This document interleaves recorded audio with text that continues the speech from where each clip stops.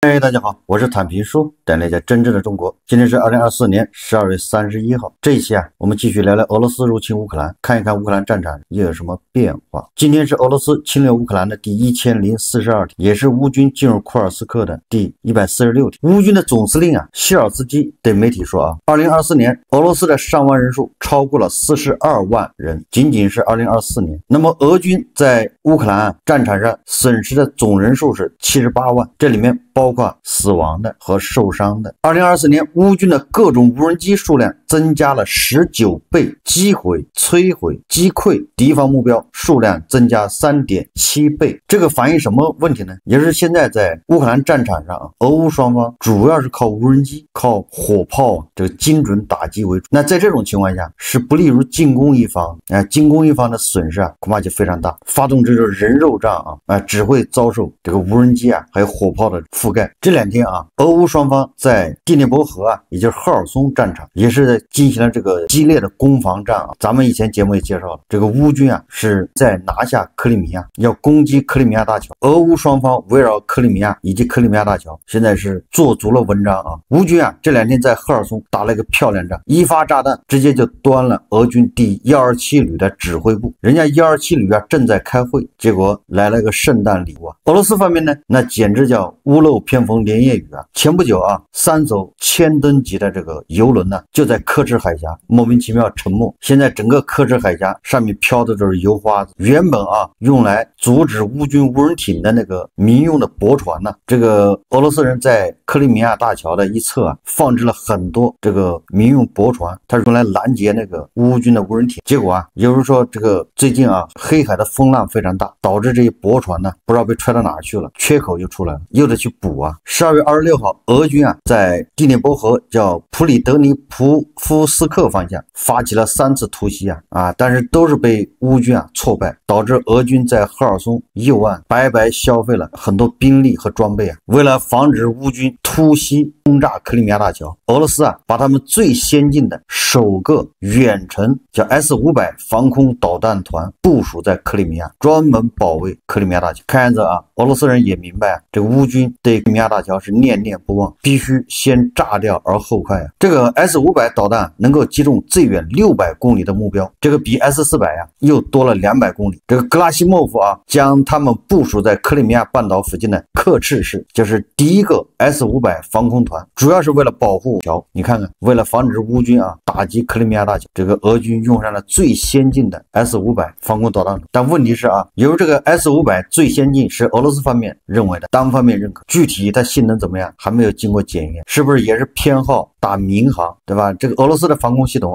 打民航那是一打一个准，但是打这种军用目标那就差点意思。这个大家都懂但是至少说明这个俄罗斯方面现在防着乌克兰突袭克里米亚。乌克兰海军近日开始在黑海进行例行巡逻，你说这不就是太阳打西边出来了吗？3年前俄罗斯的黑海舰队把乌克兰的海军全歼，黑海成了这个差一点就成了俄罗斯的内湖结果这战打了将近3年，黑海舰队不知道去哪儿，这乌克兰人居然还开始在黑海进行例行巡逻，你说这不是太阳打西边出来了吗？该舰队的使命是确保海上运输安全，打击俄罗斯的军事威胁。乌克兰海军发言人德米特罗普列滕丘克说俄罗斯黑海舰队已经从克里米亚撤出，亚速海也已基本解放，这表明俄罗斯在黑海的军事力量正在减弱。这个乌克兰不仅打击这个俄罗斯的军事目标，最近乌克兰又在打击俄罗斯的输油管线。12月29号乌克兰袭击了布良斯克地区德鲁日巴输油管道，这是一条通过白俄罗斯向欧洲供应石油的关键路线。据报道，乌克兰动用了新型的佩克洛导弹无人机，也就是乌克兰不仅要把自己境内这个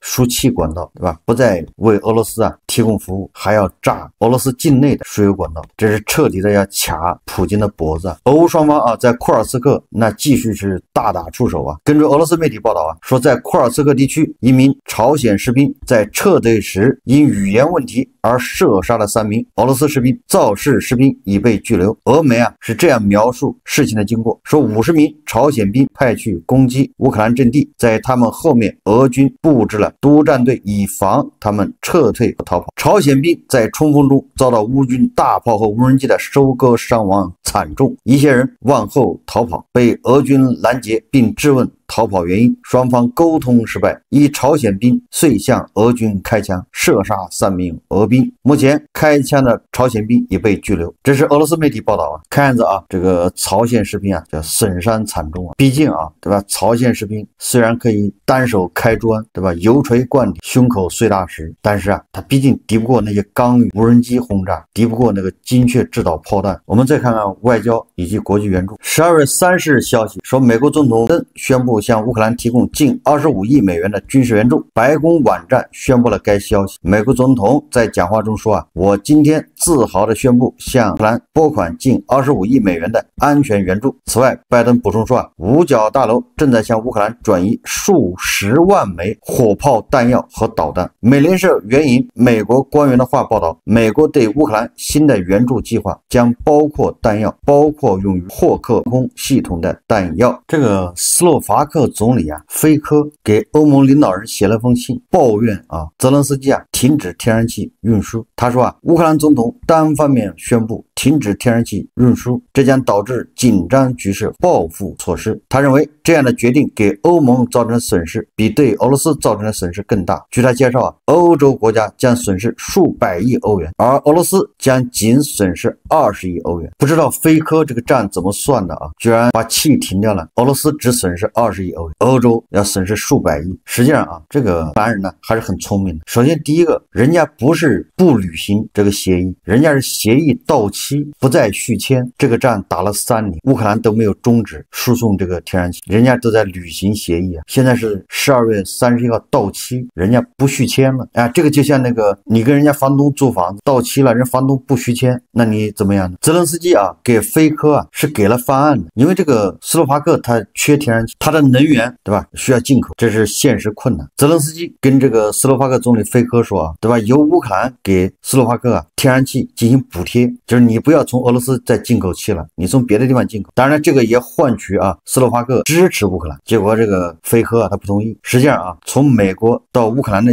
液化天然气啊已经在乌克兰靠岸了，就乌克兰现在已经收到第一批从美国运来的液化天然气。这个泽连斯基这个牌打得还是很不错的，就是他断了俄气，然后他用美国的天然气，那这个正中啊特朗普的下怀。这个特朗普一天到晚吵着就是让欧洲啊也多买他的东西，对吧？就是要欧盟啊多在美国消费。那泽连斯基就投其所好，对吧？我把你这个俄罗斯的油气管道都给你停了，然后用你美国的天然气。特朗普是乐见其成的。这个斯洛伐克总理菲科说啊，他的报复是什么？就是停止给乌克兰供电，因为乌克兰的电力啊需要进口，因为遭到这个俄罗斯打击，然后这个扎波罗热核电站也被俄罗斯占了。本来乌克兰是电力出口国，也就是这个基础设施啊遭到俄军的轮番轰炸，又再加上这个扎波罗热核电站被俄罗斯占了，所以乌克兰现在电力缺口，它靠进口。这个斯洛伐克说了，那我就不给你提供电力。这个时候波兰人站出来了，说斯洛伐克不提供，由我们来提供。你看看你这个斯洛伐克向俄对吧威胁要挟乌克兰，你还要挟不了。我们再看看这个俄罗斯在外交方面的被动，这个局面被动到什么程度了啊？首先媒体报道啊，说法国已向俄罗斯亮明态度，法国已要求俄罗斯撤回驻扎在摩尔多瓦的军队，就是德佐地区啊，说法国已经表示将会支持摩尔多瓦。法国与摩尔多瓦发表联合声明，如果俄军不撤离摩尔多瓦，那么就会面临法国的军事行动。法国与乌克兰及摩尔多瓦一致站在同一阵线，如此俄罗斯也与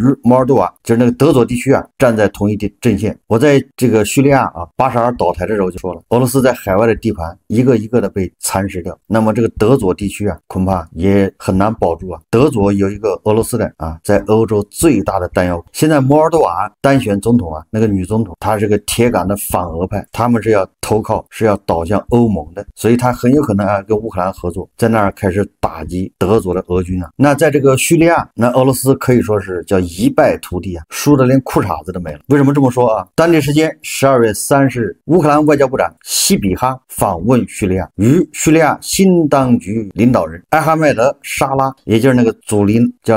尼拉呀，两个人举行了会谈。这个西比加说啊，由于在俄罗斯侵略乌克兰期间啊，这个当时的巴沙尔政府啊，他代表的叙利亚，对吧？他承认俄罗斯对克里米亚的占领，认为克里米亚是俄罗斯的领土，这个是世界上啊仅有的3、4个国家承认克里米亚是俄罗斯的，然后又承认顿涅茨克、卢甘斯克2个国家独立，并且好像还跟他们建交。所以鉴于此啊，这个乌克兰啊就跟巴沙尔领导下的叙利亚断绝外交关系。现在巴沙尔政府改了，这个西比加又到了叙利亚，跟着新的领导人说啊，乌克兰和叙利亚将恢复外交关系。你看看这个西比加说啊，乌克兰准备分享其在收集证据、法律证据调查以及努力将战犯绳之以法方面的经验。也就是说啊，乌克兰现在正在收集普京的，对吧？这些证据、法律证据，要把它绳之以法。将这个成功经验呢，也传授给或者叫分享给这个叙利亚。叙利亚现在正在对巴沙尔以及支持巴沙尔的什么俄罗斯和伊朗政府啊，收集证据啊，要告他们。这个叙利亚的新的领导人已经说了啊，外国跟叙利亚的所有的这个什么不公平的条约和债务，统统作废。但他说是不公平的啊，那也就是俄罗斯啊，还有伊朗在叙利亚这个投资，人家全部作废。反过来还要告伊朗，对吧？你帮巴沙尔镇压叙利亚人，要向伊朗和这个俄罗斯索赔。你看乌克兰这个外长西比加去就是干这个，对吧？跟他分享怎么样收集这样的罪证，在国际上面，在海牙法庭要把他打败，要索赔。这第一。第二个，这西比加说啊，乌克兰承诺支持粮食安全，并正在短时间内履行这一承诺，也就是100吨这个面粉，这是第一批啊，作为人道主义计划。同时啊，这个西比加肯定也要求啊，叙利亚新当局拒绝俄罗斯保留叙利亚的2座基地，一旦失去了塔尔图斯和赫梅米姆这2座军事基地，俄罗斯在中东与非洲的影响力将不复存在。也就是说啊，这个俄罗斯在叙利亚输的裤子都没得穿呢。本来叙利亚是俄罗斯的底盘，是他一个跳板，一个重要的中转基地，这回不仅自己失去了，反而乌克兰抛弃了。你说这个一加一减，乌克兰得到了叙利亚，而俄罗斯又失去叙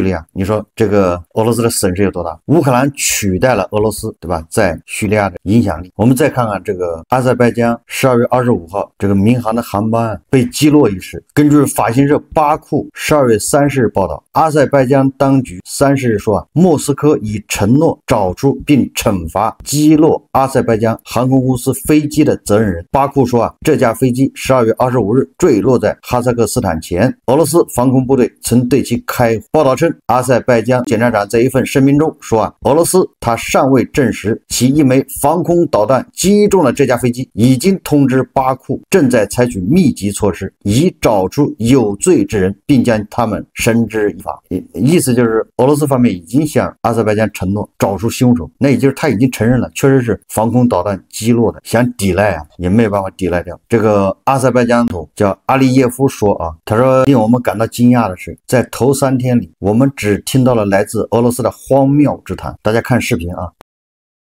Bizi təəssüfləndirən və təəccübləndirən məqamlardan da o idi ki, Rusiyanın rəsmi qurumları hansısa qaz balonunun partlaması ilə bağlı versiyalar irəli sürmüşdü. Yəni ki, bu açıq-aydın göstərirdi ki, Rusiya tərəfi məsələni ört-basdır etmək istəyir və əlbəttə ki, bu heç kimə baş ucalığı gətirmir. Təbiidir ki, təyyarəmiz təsadüfən vuruldu. Təbiidir ki, burada hər hansı bir qəsdən terror aktı törətmək məsələsindən söhbət gedə bilməz. Ona görə öz günahını etiraf etmək, dost ölkə sayılan Azərbaycandan vaxtında üzr istəmək və bunu ictimaiyyətə bildirmək, bütün bunlar görüləsi tədbirlər idi və addımlar idi. Əfsuslar olsun ki, birinci 3 gün ərzində biz Rusiyadan cəfəng versiyalardan başqa heç nə eşitməmişdik. 国内还有很多黄俄啊，比如说胡锡进老师，这是头部黄俄、大黄俄，现在还在为俄罗斯洗地。人家俄罗斯人自己都不好意思，羞羞答答承认了，这些黄俄还在玩命洗地，不知道他们是怎么想的。这个俄罗斯媒体啊，一直在释放这种谣言、错误的消息，一会儿说是鸟去撞的，一会儿又说是飞机上那个氧气瓶是氧气罐吧爆炸。俄罗斯的这个民航局啊，甚至把锅甩到哈萨克斯坦，甩到这个阿塞拜疆民航，说他们没有遵守协议。机，把飞机迫降在他们提供的就是车臣附近还有几个机场，对吧？现在俄罗斯方面已经承诺要找出这个凶手肇事者。那这个凶手是谁呢？既然是在车臣发生的事情，那这个主体责任啊，那就应该是车臣总统卡德罗夫。所以这个卡德罗夫啊摊上事儿了，普京有没有可能在这个时候利用这个事把卡德罗夫给法办了，把他撸下来，或者把他给明升暗降？这个都不好说啊，对吧？毕竟前不久啊，普京已经为卡德罗夫啊选了一个接班人，叫这个人的特种部队阿赫迈特特种部队的这个指挥官，叫阿劳迪诺夫中将，刚给人家升了中将，然后这人又在前线，俄罗斯媒体都已经放风了，说这个人将来会取代卡德罗夫。所以这个时候恐怕最焦虑最紧张的就是卡德罗夫，他不知道会临普京方面什么样的一个处罚。所以昨天有媒体说卡德罗夫的责任的时候，卡德罗夫破防啊，说谁要说他是他的责任，他就要报复他，对，你们小心一点，不要把责任往我头上推。这个卡德罗夫啊，人在家中坐，祸从天上来，真是从天上来的。这个乌军啊，连续3、4次用无人机打击成格罗兹尼的这个特种部队的那个学校啊，让卡德罗夫非常没面子，自己躲得那么远，居然还挨炸，所以他是高度紧张啊。加上俄式武器啊，对吧？俄罗斯的防空系统那是亲爹都不认，也完全不靠谱。所以在高度紧张下，加上武器有缺陷，所以什么样的事情都会发生。这个俄罗斯人的嘴脸暴露无遗，这个事情第一时间就应该承认错误，对吧？那你完全是误击嘛，那也没办法，要赔偿，对吧？你说当时正在交战，但事实上不是啊。这俄罗斯人呢，误击了这个民航客机以后，他还进行了电子干扰，想迫使这个飞机啊坠入里海。俄罗斯人这么野蛮，这么冷血，这么漠视生命，但是还有比他们更狠的，那就是黄俄。这黄俄的无耻啊，已经到了无以复加的地步，就是人家俄罗斯人自己承认了，黄俄还在这尬戏。我们再看啊，这个俄罗斯外长拉夫罗夫啊，他12月29号在接受俄媒体采访时说俄罗斯已经准备好就乌克兰问题进行谈判，但谈判应考虑到领土的现实情况。他这个表述啊，跟之前的表述略有不同。在此之前啊，俄罗斯多次表示愿就乌克兰问题进行谈判，但称谈判应基于俄乌双方当前领土现实。什么意思呢？就是拉夫罗夫啊，以前老说啊是基于当前的领土现实，现在呢29号他说的是应考虑领土的现实，你感觉好像是松动了一点。基于领土现实什么意思？那就是现在你看我们站在这么个地方，这就是现实。基于这个现实啊，基于什么呢？这个乌东4个州都已经公投入俄了，对吧？基于这个现实，他现在改成应该考虑这个现实，那不就相当于语气啊有所松动，有所缓和，有了商量的余地。这个实际上是俄罗斯人一贯的手法。俄罗斯人呢，整个的就是一神经病，早上说的和晚上说的都不一样，对吧？明明呢盼着要和谈，恨不得跪下来求人家和谈，但是呢一边还要占领人家领土，对吧？跪着求人家和谈，还要让乌克兰无条件投降，你说这叫什么事？一计不成啊，又生一计，就是现在国际社会不搭理他，这乌克兰人也不感兴趣，接着打。好，他又来一计，什么一计呢？对吧？把那个口气松一松，让大家感兴趣。哎，说这个领土可以谈，他还能怎么谈？对吧？等到你们感兴趣的时候，他马上脸一变，对吧？领土不能谈。这俄罗斯人说话能信啊？一个字都不能信。他连协议都是用来撕毁的，什么明斯克协议，什么布达佩斯协议，统统的作废。所以这个俄罗斯人呢，他只听得懂大炮的声音，你要跟他谈判，那纯粹是浪费时间，纯粹是想喘口气，想歇一歇，因为他已经扛不住了。所以现在迫切想停火的就是俄罗斯，但是他的既得利，他占的领土他是不会还。这个你看啊，俄罗斯国家杜马国际事务委员会第一副主席叫维诺科夫表示啊，满足俄罗斯的条件将是开始结束乌克兰冲突的和平谈判的先决条件。这位俄罗斯国家杜马议员认为，为了创造和平解决的条件，首先必须关注确保世界的长期安全。既然世界已经变得全球化，这不是我们的选择，也不是我们的抗议，这只是某种现实。这个维诺科夫说啊，停止武器供应，讨论总体安全问题，乌克兰非军事化和去纳粹化成为对俄罗斯持续威胁的根源，以及乌克兰本身有一个合法的谈判方，这些都是在我们坐到谈判桌前并期望达成协议之前必须确保的条件。你看看啊，他也给开了个前提条件，对吧？你得满足这些前提条件，咱们才能和谈。这个前提条件就是乌克兰非军事化、去纳粹化，美西方停止给乌克兰供应武。你说那这不就是把乌克兰再绑起来送到俄罗斯让你打不就完了？所以这些俄罗斯人啊，一个个的都是神志不清呐。3年的战打下来，俄罗斯的国内啊可以说是问题重重，经济是在崩溃的边缘。根据乌克兰对外情报局的12月27号的报告啊，说俄罗斯劳动力短缺人数150万人，失业率2.3%。3。该报告指出2022年至2024年间，俄罗斯劳动力减少了100万，目前约为7630万人。报告称，俄罗斯19至40岁人群以及 IT 零售行业的劳动力短缺最为严重，建筑业的劳动力短缺人数为40万人，并评估由于俄罗斯在乌克兰持续的战争努力和限制性移民政策，到2030年，俄罗斯劳动力短缺人数将增加到400万人。劳动力短缺俄罗斯油气价格飙升，也就是说在乌克兰无人机持续不懈的这个打击之下，俄罗斯的汽油价格一路飙升。2024年，俄罗斯汽油价格经历了13年来最大幅度的上涨，平均涨幅达到 11%， 远东地区价格更是高出全国平均水平1/4。这一现象与乌克兰无人机对俄罗斯炼油厂的袭击密切相关，导致燃料产量下降超过 10%。 根据俄罗斯联邦统计局数据显示，截至12月23号，汽油价格已经达到2011年以来最高水平，首次大幅超过总体通胀率，后者预计为 9.7%。 俄罗斯政府为了抑制汽油价格上涨，采取了禁止出口的措施，但这并未能有效缓解价格上涨的压力。袭击导致部分炼油厂停产，汽油产量与2023年12月相比，同期相比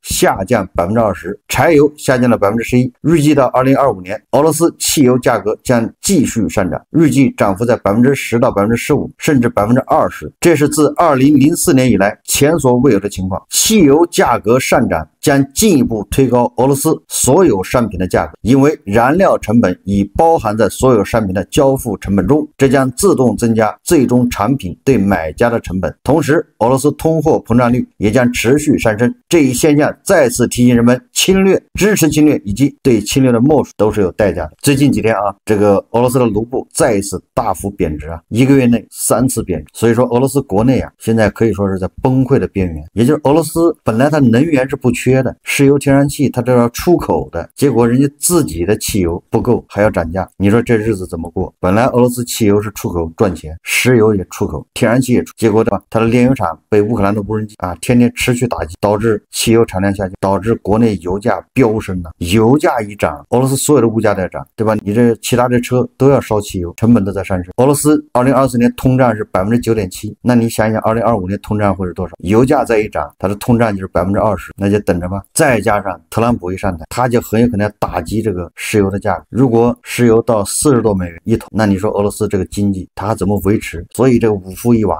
一经才会着急他们自己了解，所以他急着要停火让他们喘口气但是到嘴的肉他也不想吐出来，这不是白日做梦吗？好，这期节目我们就聊到这，感谢大家收看。如果喜欢我的节目，欢迎订阅转发，也可以在下方留言。谢谢大家。